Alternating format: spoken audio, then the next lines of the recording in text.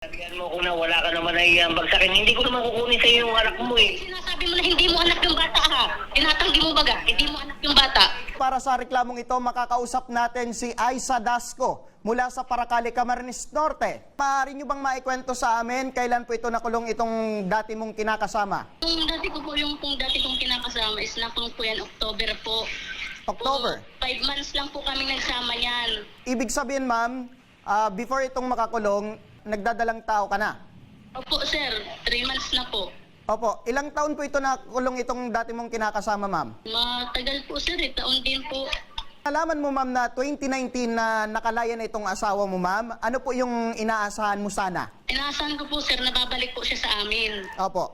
Nagbalik po siya, 3 years old na po yung bata. May kasama po yung babae. Asawa daw po niya yun. So, ibig sabihin, ma'am, nang bumalik sa inyo mismo sa bahay ninyo, meron pa itong kasamang ibang babae. Opo, may kasama po ibang babae.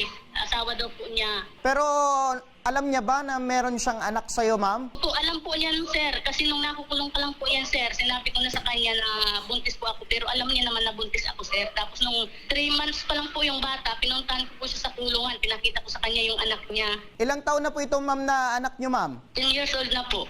10 years old. Sa loob ng 6 na taon, ma'am, kamusta po kayo na ikaw lang ang mag-isang nagtataguyod nitong anak niyong dalawa? Okay lang po sir, kahit mahirap, kinakaya po para sa bata. So meron ka bang pinagkukunan ng pera or trabaho para pangtustos sa inyong dalawa, ma'am? Wala po sir, ang nagsusuporta po sa akin ay yung kapatid ko sir.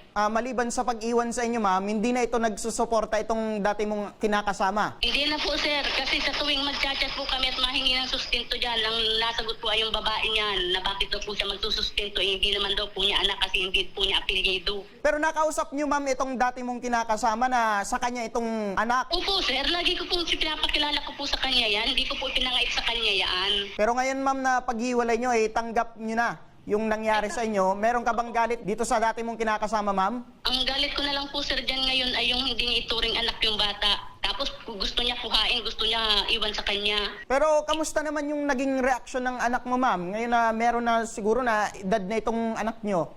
Alam naman po niya. Ibig sabihin, ma'am, kilala naman itong anak nyo, itong tatay niya. Opo, kilala po sir. Maaari ko bang maitanong, ma'am, kung ano yung pangalan nitong dati mong kinakasama? Ano po, Mark Anthony Albo. Before ito makulong, ma'am, ano po yung dati niyang trabaho, ma'am? Ang sabi po sa akin niya ay naawil daw po yan sa pagka-army. Posible kaya, ma'am, dahil sa kanyang trabaho nakulong ito, ma'am? Siguro po sir. Kailan yung huling pag-usap niyong dalawa? Ito po sir, February po. Oras or araw po na humingi ka, ma'am, ng sustento para sa anak nyo? Ano po yung kadalasan na sinasabi ng dati mong kinakasama sa inyo, ma'am? Nangangako po lang yan sir. Ang sabi po, pagkasweldo. Tapos lagi siya sabi, wala pang pera. Tapos gusto pong makipagkita sa anak. Puro pangako na lang po itong si Mark. Opo, lagi na lang po yan nangangako. Umaasa naman po yung bata. Wala namang binibigay. Walang sinusuporta. Nasa kabilang linya na rin ang ating telepono si Mark Anthony Albo. Pwede nyo bang minawin na tutubo ba itong kinikwento ni ma'am na meron pagkatapos mong makalaya dun sa bilangguan ay nagdala ka pa ng babae dito sa Ma'am Aiza? Ganito po yan, sir. Iko-correction ko lang po yung mga mali na binanggit niya. Apo, sige po, sir. Almost, sir, na hindi po 3 years o 2 years akong lumabas. Almost 6 years po ako nagbuno. Tapos, hindi ko lang po matanggap sa sarili ko. Sa loob po na 6 years, hindi ko po nakita yung anino niya na dalhan niya ako man lang po ng pagkain, bisitahin niyan man lang po ako, kamustahin man lang niya po ako, doon po ano po ang lagay ko. Tapos na lang po yung self-sentence ko ng na hindi ko po siya nakita. Ibig sabihin, sir, nagtatampo ka sa kanya kay Ma'am Aiza dahil ni minsan hindi siya dumadalaw sa kulungan. Kasi po, sir, ang rason po niya walang pamasahe. Kasi tutusin lang naman po kung talagang desidido ka dalawin yung asawa mo dito sa loob, pwede naman po. Ako rin, almost 6 years, di baga po, kahit kayo naman, inisip na rin. Di baga po, sir. Sir Mark, alam nyo ba na meron din siyang pinagdadaan dahil nagdadalang tao siya sa anak nyo? No comment ako dyan, sir. No comment ka? Hindi ko naman, sir, tinatanggi yung responsibilidad ko sa bata. Ang gusto ko lang naman, sir, kung hihingi siya sa akin ng sustento, kung manumanay baga po, kasi humihingi siya sa akin, minumura niya ako. Nasabihan niya ako ng kung ano-ano. Lahat po, naka-screenshot po yan. yan. Siguro naman, sir, nagagalit siya dahil hindi ka daw nagbibigay ng sustento. Siguro na puno na si Ma'am Aisa. Kakakulit sa inyo. Ang akin lang, sir, bigyan niya lang naman din ako ng karapatan dumalaw. Makapunta doon sa bata, sa bahay nila, kasi hindi naman pwede kung saan magapunta, di ba, sir? Pero, sir, totoo bang hindi ka daw nagbibigay ng sustento, especially dito sa anak nyo? Sa totoo lang, sir, kailan lang naman din kami na nag-contact niyan tungkol sa about sa sustento. Okay, so totoo nga, sir. Ang akin lang naman, sir, willing naman ako magbigay. Sa bata ko, sir, ibibigay. Hindi sa magulang, hindi ko saan. Kasi kung nag-aaral na po yan, marunong na yan lumawak ng pera. Ibibigay ko po mismo, kaharap siya, kaharap ako. Na mismo sa bata kasi marunong na po mag-budget yan. Ma'am, sinasabi po ni Sir Mark, nagtatampo siya dahil ni minsan hindi ka dumadalaw sa kanya dun sa kulungan. Hindi po totoo yan, sir. Ganito po nga nangyari dyan. 3 years old po, 2017, ang lumabas po yan. Pumunta po yan doon sa tindahan ng kapatid ko. May kasama po yung babae. Pero nung nakukulong po yan, sir, 3 months ko po dinala sa kanya yung anak niya. Tapos nangako yan sa akin na siya na lang ang pupunta sa bahay. Huwag na akong magparapunta sa kanya dahil ang pamasahe nga po ay wala. Wala naman pong binibigay na sustento at pamasahe yung magulang niya. At totoo po ba, Ma'am Aisa, na palagi mo raw siyang pinapagalitan? Nagagalit po ako, sir, kasi puro pangako po. Kasi nung time na yun na gusto niya makipagkita sa amin, pinapunta lang niya po kami sa Paracali. Nasa office po ako nun, sir. Sabi ko, doon na lang po kami magkita. Mapunta daw siya. Naghintay po kami doon maghapon, hindi po yan nagdating. Sir Mark? Pwede po akong pwede ba ako, sir, magbigay ng opinion ko, sir? Sige po, sir. Nagsama po kami niya, sir, almost wala pang 1 month. Tsaka may tatanong lang ako, sir. Ito lang po, kumpis ko lang na ilang taon na maga po yung bata ngayon? Yung totaling edad niya? Ulit-ulit ka na lang. Sinabi na sa iyo, 10 years old na yung bata ngayon, grade 5, ulit-ulit ka na lang. Yan lagi mong inuulit-ulit. Alam mo ba, nung makulong ako is 2013. Nakalaya ka, Bilangin 2017. mo yung edad ng bata ngayon. 2025 tayo. 2017, 3 years old na yung anak mo, nakalaya ka na, nagpunta ka doon sa tindahan ng kapatid ko. May dala ka ng babae. 3 years, 6 years na ako nakalabas kahit i-verify mo pa yan sa BGMP. Parang sabi mong 3 years. 3 years old na yung anak mo, 2017 na yun, nang pumunta ka doon sa amin. 10 years old. Hindi nga ako pupunta sa inyo kasi doon nga ako hinuli. Sabi na po. Galing, doon sa tindahan ng kapatid ko sa Binsus ka pumunta. Sir, putulin ko na muna, Ma'am Aisa, yung usapan niyo. No? Parang gustong sabihin ni Sir, may pagdududa si Sir Mark dito sa anak nyo. Sir, ngayon sir, ano po yung pinakaplano mo dito sa anak nyo? Ang akin lang, sir, is magsusustento po ako pero wag niya ako alisan ng karapatan dumalo sa anak ko sa bahay mismo nila. Na gusto ko rin naman pong makilala pa at makasama ko yung anak ko. Kung mabibigay po ako sa bata, Apo, na-promise mo sir na magbibigay ka pera or sustento dito sa anak mo? nakapangako po ako, sir, na kasi ako naman po, may sasalita naman ako. Ang gusto ko lang naman po, mas gusto ko pa makilala yung anak ko na kahit naman baga po sinong ama, kahit na ganito po ako, siyempre, gusto ko pong makasama yung anak ko na Opo. makilala niya pa rin ako bilang ama. Sige sir, kailan mo planong or gusto mong magbigay na ng sustento dito sa anak mo? Pizza, sir, magbibigay na ako. 1 week, sir, magbibigay ako. Every 1 week, magbibigay ka na. Oo. Nasa magkano sir ang ibibigay mo sir sa bata? Pag-usapan na lang po namin ni Aisa kasi mas maganda na lang po, mag-usap na lang po kami ng personal. Sabi ni Sir Mark, magbibigay daw siya ng sustento mismo na sa anak nyo. Every Pwede week naman yan, po, ma'am. sir. Opo, pwede po, sir.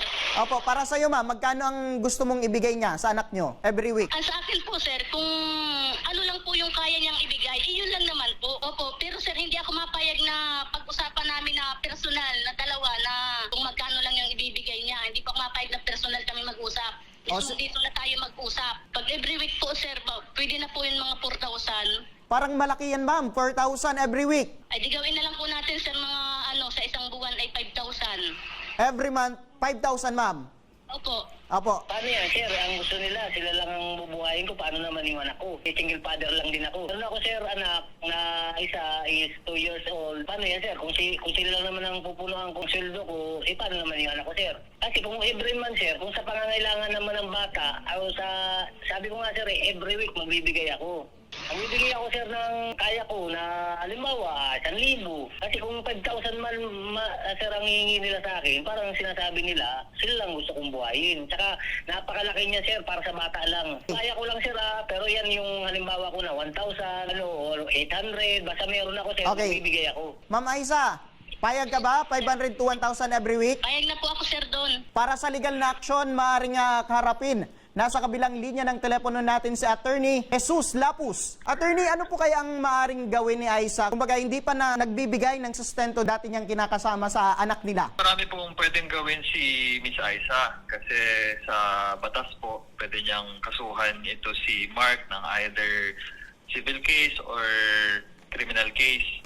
Kasi kahit hindi sila kasal at may tuturing na illegitimate child yung 10 years old nilang anak, may Opo. responsibilidad pa rin si Mark para sustentuhan itong anak nila kay yung anak niya kay Aiza. So, unang-una sa civil case, maaari po si Aiza ang mag-file ng petition of support sa family court kasi yun nga po, base sa Article 195 ay obligado po itong si Mark na magbigay ng support. And ang kailangan lang naman po nilang i-rebahan doon is yung relationship. But since hindi naman po kinakaila nito ni Mark yung anak nila, okay na po yun doon in that regard. Pero yung pinag-uusapan po nila kanina kung 5,000 o kung magkano po yung ibibigay per week, magdedepende po yun syempre doon sa kapasidad din naman ni Mark. Hindi naman siya kumikita ng ganong kalaking pera. Syempre, titignan din yun doon sa kapasidad niyang kumita at saka doon sa pangangailangan ng bata. Yung korte po ang bahalang decide kung magkano talaga yung ibibigay ni Mark kung umantong po sa ganong sitwasyon na magkakasuhan sila. Meron din itong kakaharapin si Mark, di siya magbigay ng sustento. Unang-una, pwede to sa Republic Act 9262 or yung Violence Against Women and Children kasi may ituturing po itong economic abuse kay Aiza. So ito po may kulong to at saka may penalty rin to na kailangan babayaran mo na pera. Opo. Tapos pwede rin po itong pumasok sa Republic Act 7610 sa child abuse kasi syempre since hindi niya binibigay ng suporta dito sa bata makakonsidera ito na parang baga delikado sa well-being ng bata nilang anak, especially ito minor de edad. Mag-uusap na lang sila kung ano ba yung kapasidad dito ni Mark, bigyan ng sustento, kung ano ba yung mga pangangailangan ng anak nilang 10 years old. Tapos mag-agree na lang po sila. Sir Mark, malinaw po ba? Ay, Mario, sir. Opo. Pero sabi ni attorney, malinaw din na depende rin sa kapasidad mo, sir. Sa akin naman, sir, kung ano po yung magandang legal na pamamaraan, dun po ako. Ma'am Aiza, narinig niyo po, may kaakibat itong kaso in case po na hindi talaga makapagbibigay ng sustento ito si Sir Mark. Opo, sir. Ma'am Aiza, kung meron kang mensahe dito kay Sir Mark, ano yon? Huwag kang magpuro pangako sa bata. Huwag mong paasahin ang bata. Kung ano yung sinabi mo na gawain mo para hindi na asa yung anak mo. Ang sa akin lang dyan, sir, hindi naman ako nangako. Bigyan mo lang ako ng karapatan. Mabisita, makasama man lang yung anak ko. Ang ninano ko lang din yung privacy niyo mag-asawa. Na yung asawa mo, sabihan mo na huwag magselo sa akin kasi pag nagbisita ako dyan o ano pa dyan, bigla na lang magselo sa akin. Siyempre, napakahirap din ba? Willing ako na magsustento sa anak ko. Opo. Kahit kailan hindi kita inalsa ng karapatan mula nung maliit pa yung bata hanggang ngayong malaki na. Sige, ituloy na lang natin yan na pag-usap nyo, ano ma'am? Dahil narinig nyo naman yung si attorney, yung legal na action para dito sa hinaing mo, ma'am. Ano? Kami po ay tutulong at sasamahan po namin kayo na makapag-usap po pwedeng proseso ng pag-usap nyo regarding dito sa sustento nyo dito sa anak nyo, ma'am, dyan sa Paracali, Camarines Norte. Ano, ma'am? Yes po, sir. Sige. Maraming salamat po, Ma'am Aiza at Sir Mark. Sir, ay maraming salamat po at ako po natulungan po ninyo sa kausa po sa aking kinakasama, sir. Maraming salamat po. Makakaasa po kayo, ma'am. Pupunta po ang aming team dyan sa Paracali para sa inyong pag-uusap. Ano, ma'am? Opo, thank you po sa inyo, lalo na po kay attorney po. Thank you very much po.